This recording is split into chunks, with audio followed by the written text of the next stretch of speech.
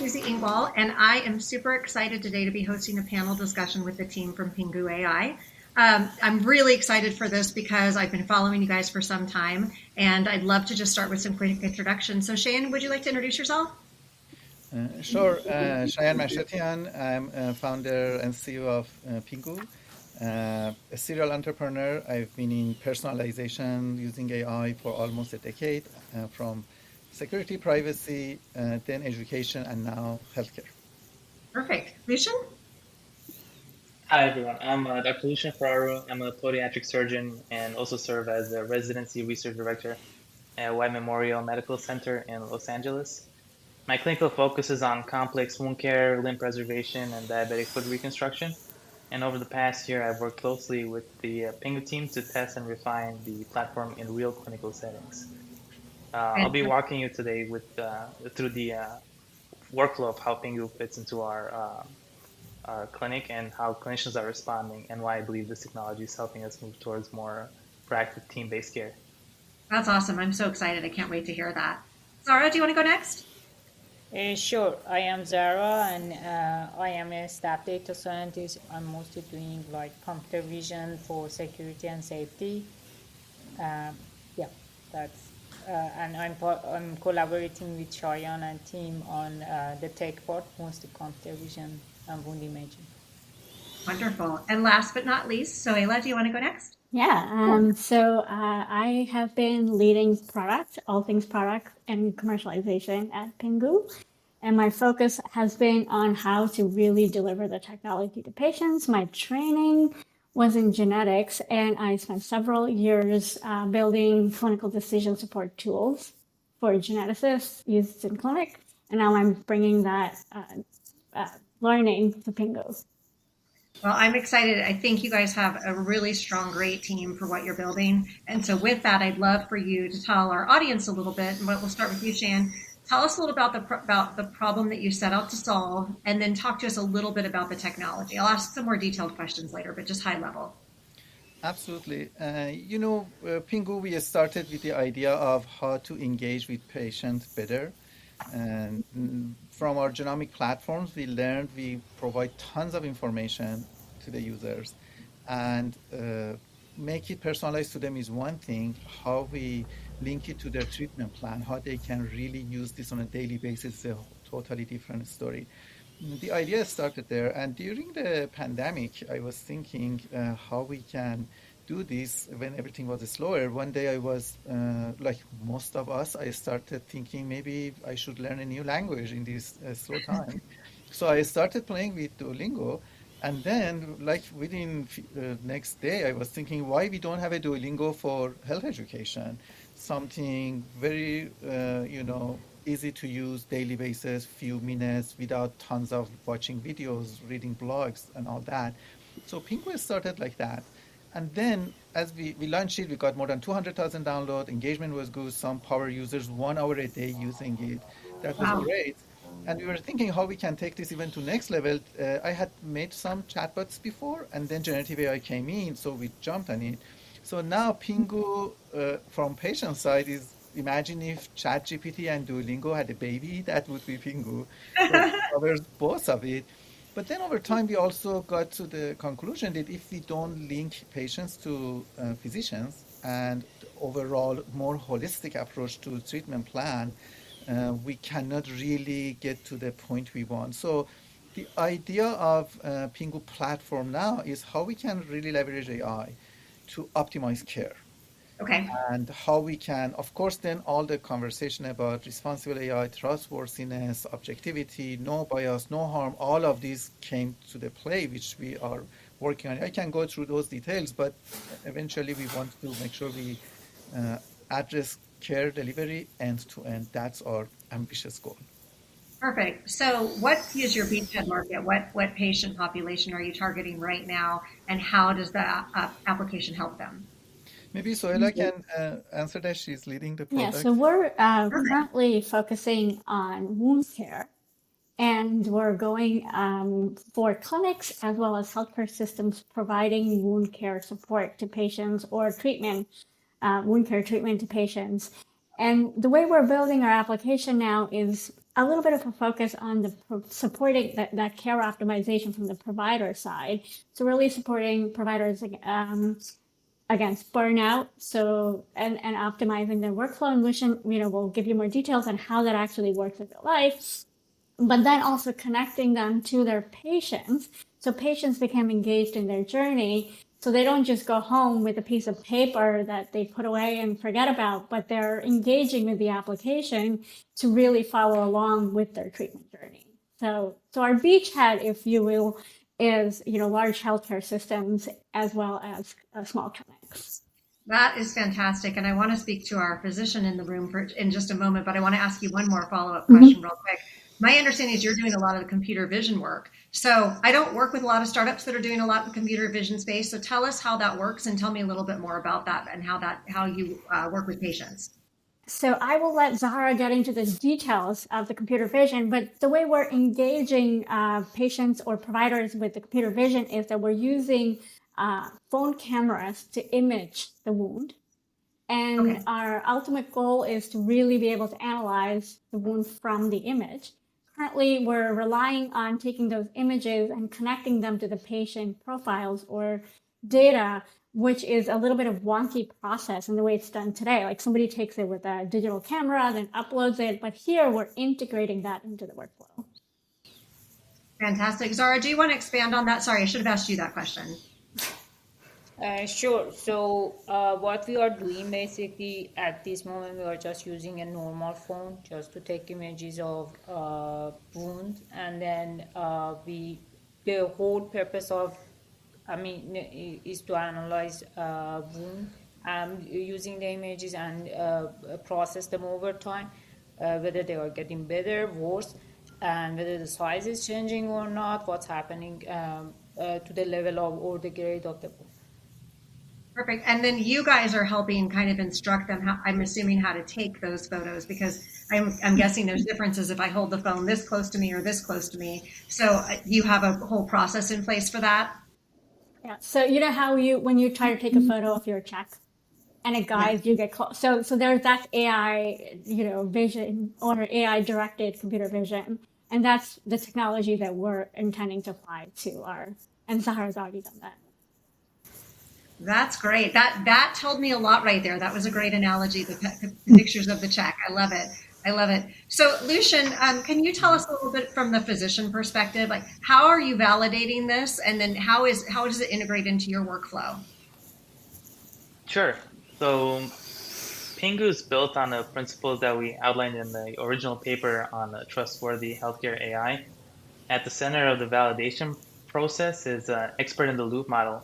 So that means that real clinicians review and score the AI's outputs during development. And it's not just another AI model checking its own work, which is a key distinction from other products out there. We've seen that AI validating AI can usually create feedback loops and let errors slip through. And instead, we set a high stress threshold for an output to pass. It needs to meet rigorous quality, safety, and completeness standards defined by our own clinical team.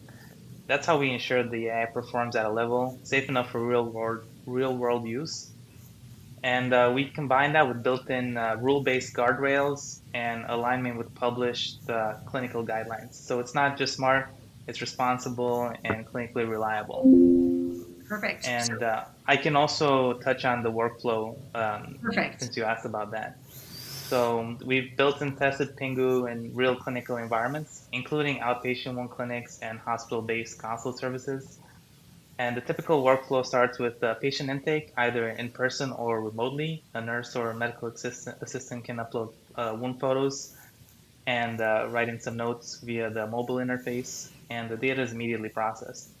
Then Pingoo's AI assists in drafting a SOAP note, and it pulls from prior visits, from real-time vitals, wound measurements, and any uploaded images.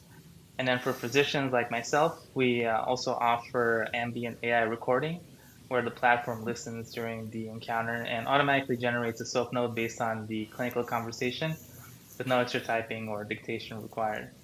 So as a physician, I can review and edit the AI generated note, and it's already pre-structured to match billing requirements and CPT codes.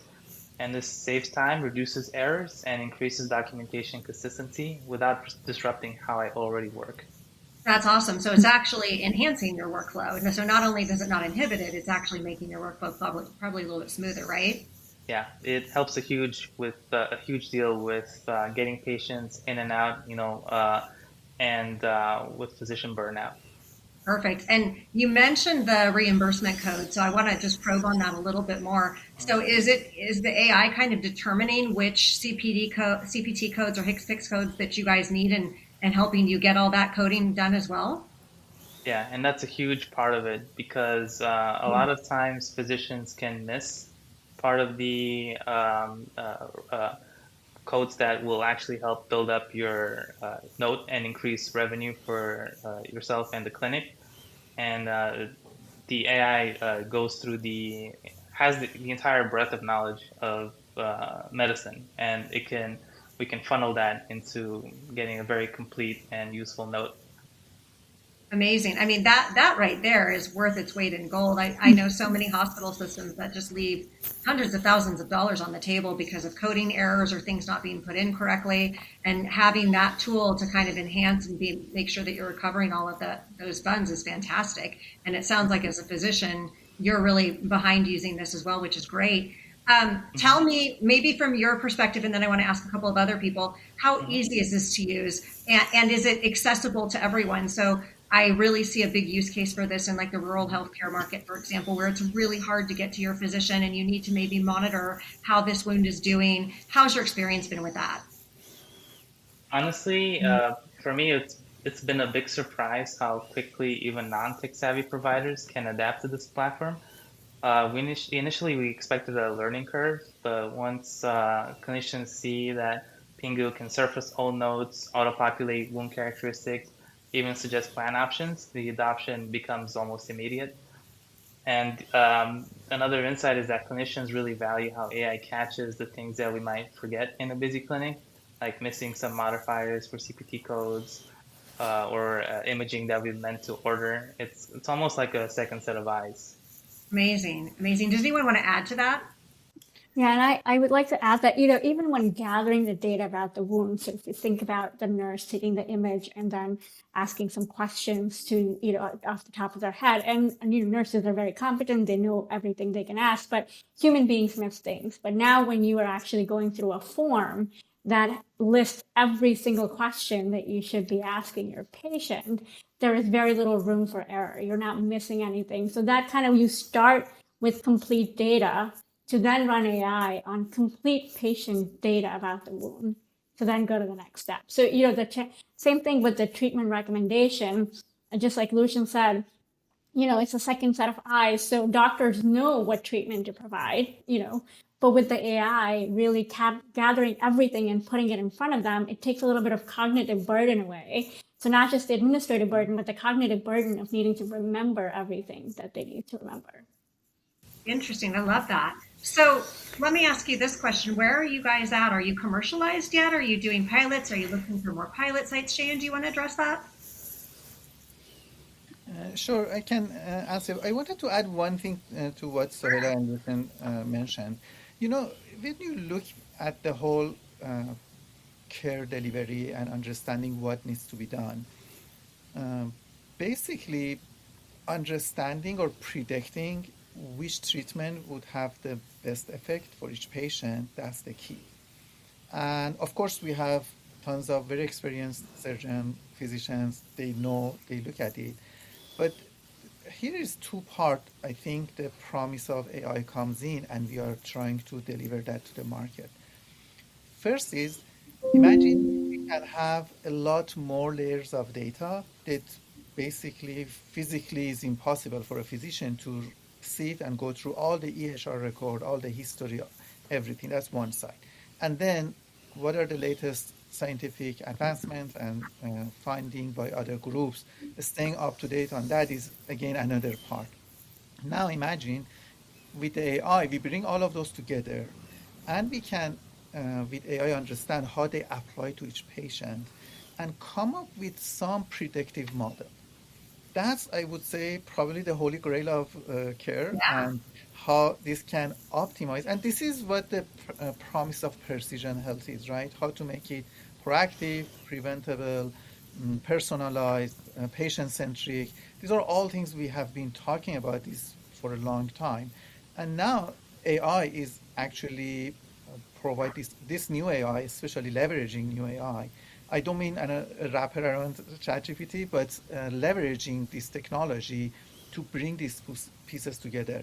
I mentioned we started with the scribe doctor-patient conversation, and yeah, we can use a scribe, create it faster, save 2 to 3 hours a day is great, but it's a gold mine, right? Imagine each session is an assessment and plan, and next session, based on what the assessment and plan is, we can track this if this treatment is working for a patient or not.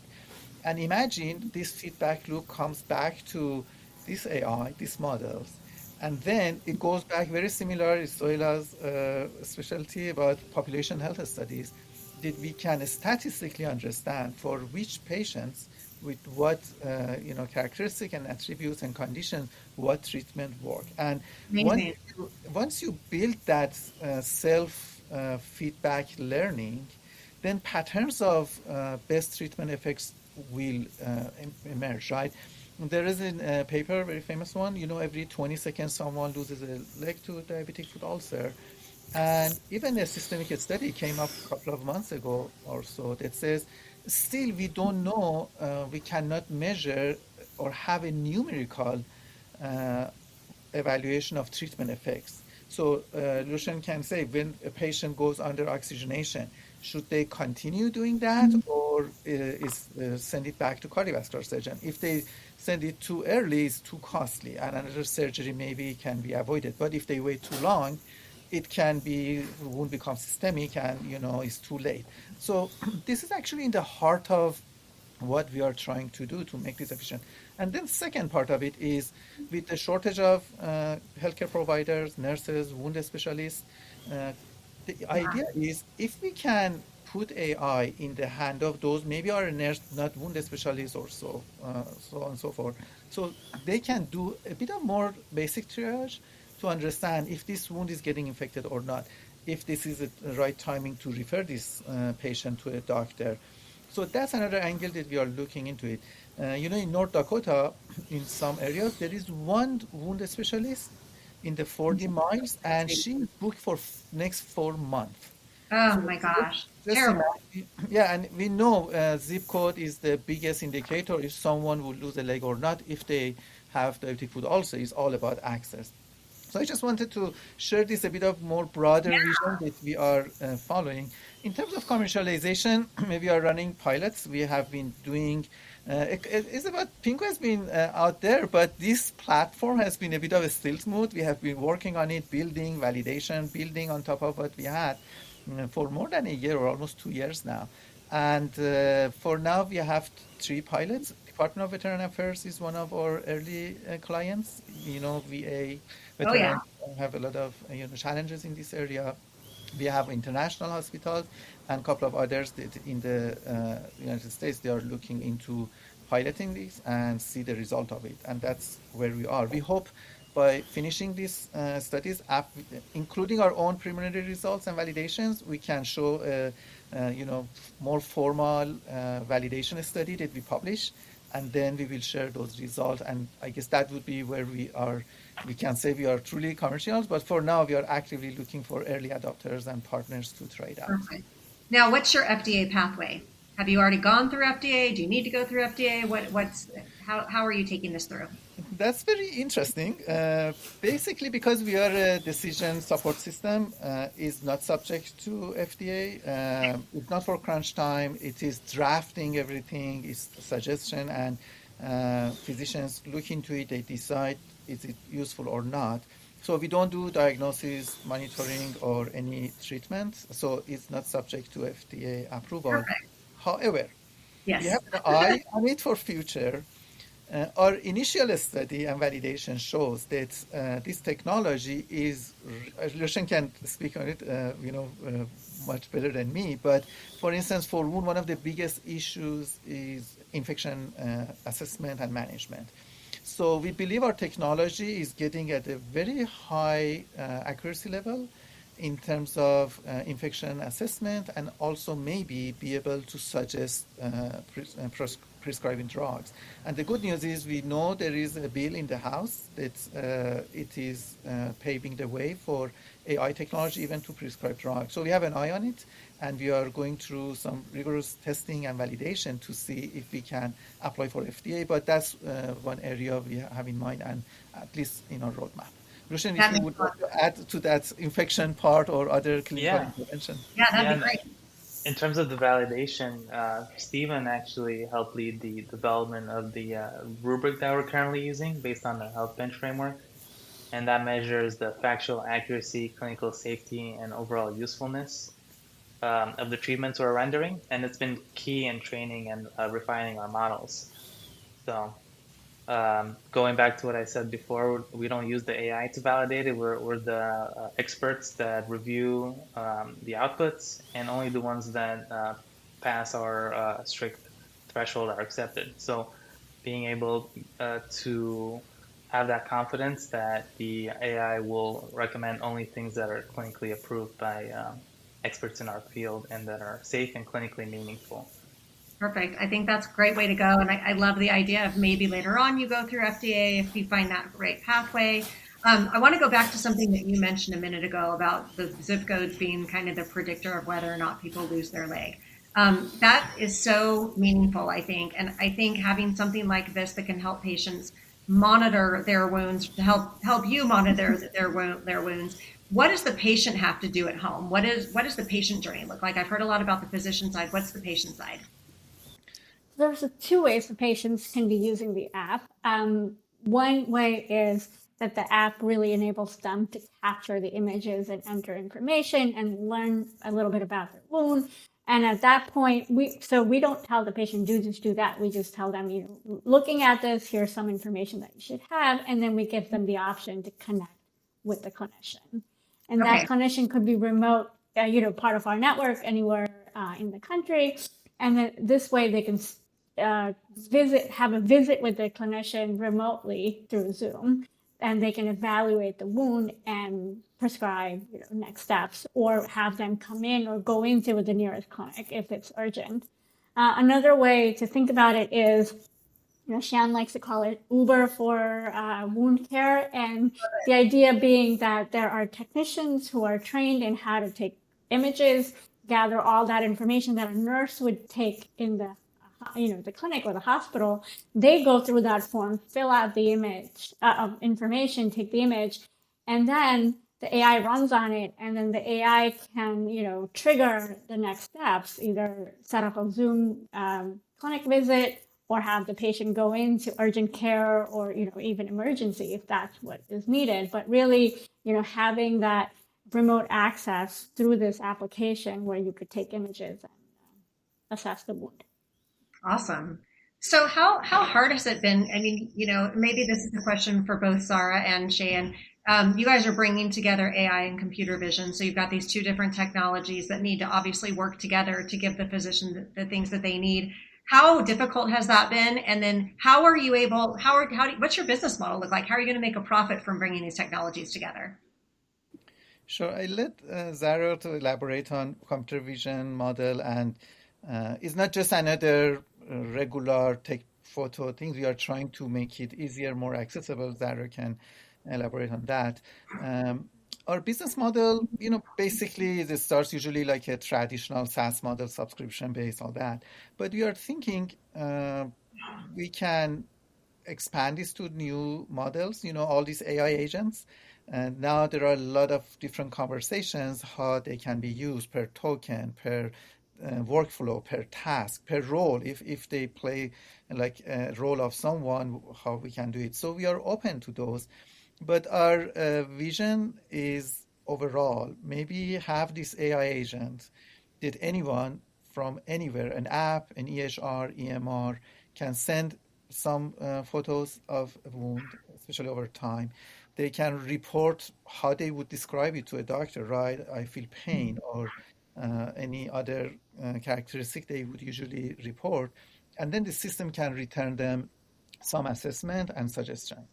And then imagine if we make this like AI agent that delivers this, that it can go and integrate to any other workflow. Again, the beauty of these systems and agents is that they can get inserted into different workflows.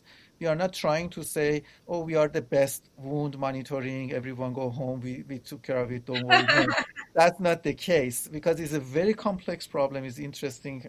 I was surprised how complex is wound as which is, I guess it exists as long as human exists, but still there's a lot to be done. Response to antibiotic is its own story. So it has many different angles. So we are trying to find our best fit, how we can make maybe more than one service in different shape and form and make it available and adapt to different use cases. Then we are open. If someone just uses, they want to totally use our portal with our clinician in the team, we make sure they are user friendly, they can easily be used. We counting number of clicks they make to make sure this is good or not. That's one thing. It can be APIs into Epic. It can be just one of these MCPs now becoming very fashionable. So we are looking into all those models, and we are open. If someone come and say, "Hey, I need this part of it. I want to send whole patient history. Give me the healing trajectory." Sure. I don't need imaging. I don't want that part. I took care of it. Sure, we can make that part available, license it. The goal is to solve this problem. That's Yeah. what how we think about it. And I love that you found a way to integrate fashionable into diabetic wound care. That's awesome. Sorry, did you want to add anything on the computer vision front? I know you already said a little bit about it, but is there anything you want to add? Sure. Uh, about the difficulty that you ask, I mean, since it's a phone and people take the images themselves, there are a lot of obstacles here. For example, the quality of the image that they are taking, the lighting, everything can affect uh, on the image because it can affect on the decision or the result that we have. So it's not going to be taken by a specialist like Steven or Lucian. Yeah, I mean, it adds a lot of difficulty to our procedure, and the plan is actually make the model uh, so that it has a good prediction on all these bad scenarios as well. And yeah. It sounds like you have several value propositions for everybody, for the physician, for the hospital, for the patient, which is really what you need in this industry. And Shane, I saw that you're back. I know you were going to go grab something. What do you have something else you want to show us? Yes. I needed to get some water. Oh, For the imaging part, I also wanted to mention, bias in data is a known issue. Actually, I was listening to Roxana Danishu podcast. She has two landmark papers about how bias in data in healthcare can lead to really different results or exclude a lot of people. One part of it when it comes to skin and wound is skin tonality. yeah, Majority of data sets that are available globally, they are usually for white skin. And even if we can take the pictures of patients, if the unit tonality goes from 1 to 6, it can be really even a bit darker in the mid size. It's very difficult to understand border of the wound, measure the size of it. And I guess can share a lot of story about that. So what we are also doing is building these huge data sets with three hospital partners in South Africa. And it's an interesting place because you find a good wide range of different skin tonalities. oh yeah, Yes, and we are hoping to build this data set in long term, and also it will be an annotated data set. It's not just bunch of random picture that we don't know who was the patient, what treatment they were under. So we think this will be maybe the first AI-powered wound biobank that we would like to make it available to others also to build on top amazing. of it. So Yeah. we are not NIH, we are not that big, we are in a startup, but these are the problem we faced in order to build what we had in mind, and we hoped by building this, making it available. Of course, like any other biobank, it needs to pay for itself and somehow commercialize. But I think the value it brings to all other innovators is huge, and we can accelerate building all sort of treatment plans, more effectively running clinical trials.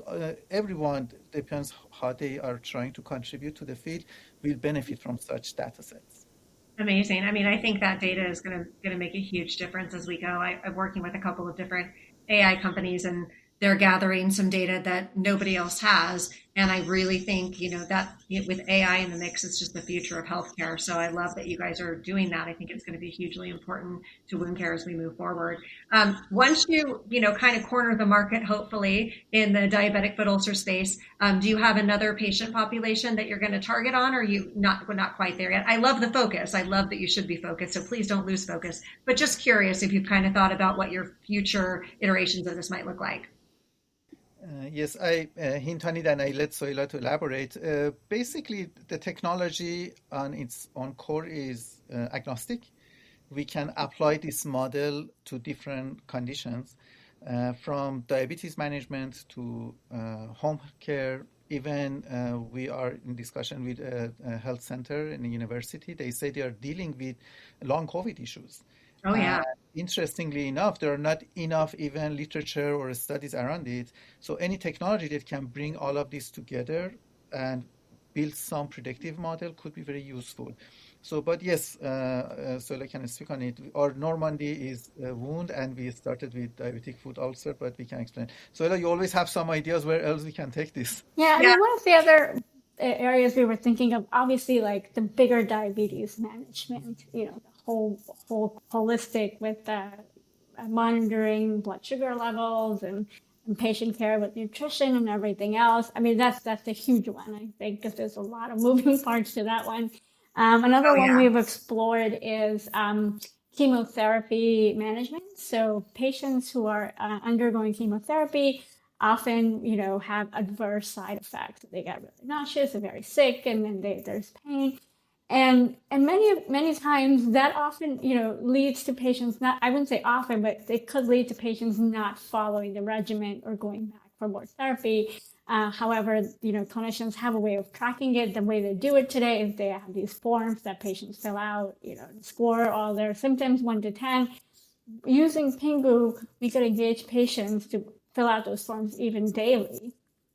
So the provider can stay Amazing. on top of those adverse symptoms and then really reach out and make sure that the patient's comfortable, their symptoms are managed, and they can be brought in. Another thought I had was if we take away the imaging piece of it and just think about the scribe, this is something with just recording the patient conversation, the clinician patient conversation, taking a look at the data that's in their EMR. We could help physicians in any area come up with their treatment plans and monitor patient progress. So we call it healing trajectory for wound, but there could be progress in any other, symptomatic condition that the patient has, and then take it all the way to supporting them with recommendations, procedures, and billing. Amazing. I'm going to go back to one last thing on the physician side, and then we'll probably start to wrap up. But I love the fact that you guys have, physicians on your team and as part of everything that you're doing.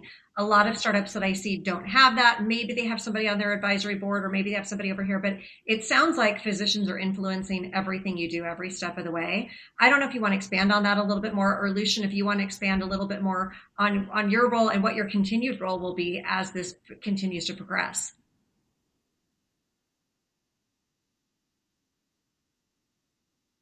Oh, we can't hear you, Lucian. Oh, you're on mute. Yeah. Perfect. So like you're saying, Pingu is different. That it's not built in a vacuum. It's actually being shaped by physicians. So I'm the CMO, and I'm as a clinical leader, I'm deeply involved in every layer of the platform, what it captures, how it thinks, and how it fits into real workflows. And I just want to push this tech forward, and help shape as many lives as possible. Because at the end of the day, Pingu isn't just about documentation; it's about outcomes. It's about saving limbs and saving lives. And it helps us catch complications earlier, personalize care faster, and stay ahead of problems that would otherwise be missed.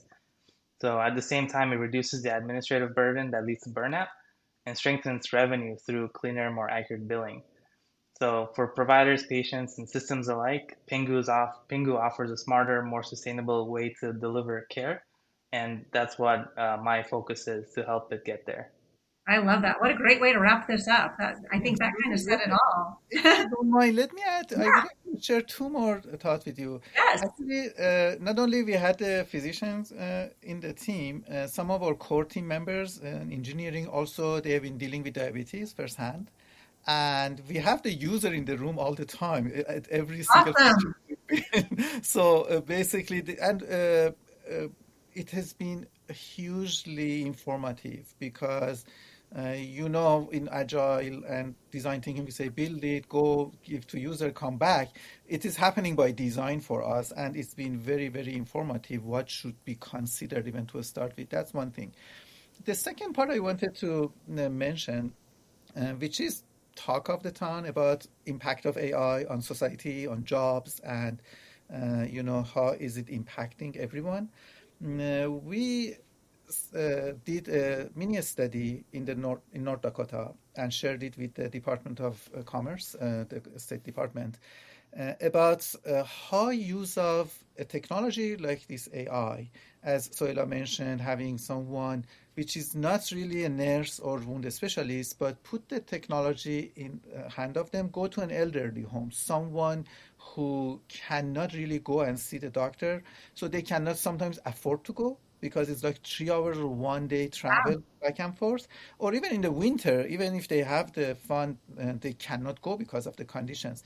So we sent this proposal to the State Department and uh, showed them that how we can combine the technology with some people who can re-skill themselves to get into the field. Because if you are losing your job or there is not a lot of opportunities, especially in remote areas, this technology can create jobs. So they shared that proposal to their own analysts, and they have all sort of software to predict financial impact of new technology or services, either to fund it or not.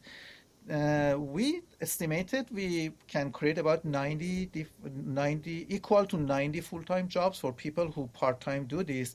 They report was almost 3 times higher, and they said only combining this AI technology for people and health, it can contribute to the GDP of the state.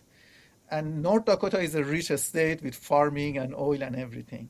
So I want to emphasize there's always conversation. Does it replace doctors? Does it replace this and that? It's not the case. We don't have enough doctors.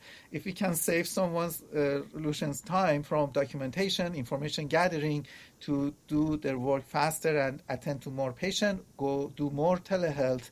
These are the part that definitely we see how we contribute and create job and help people to find opportunities to Yeah, make a living and help others.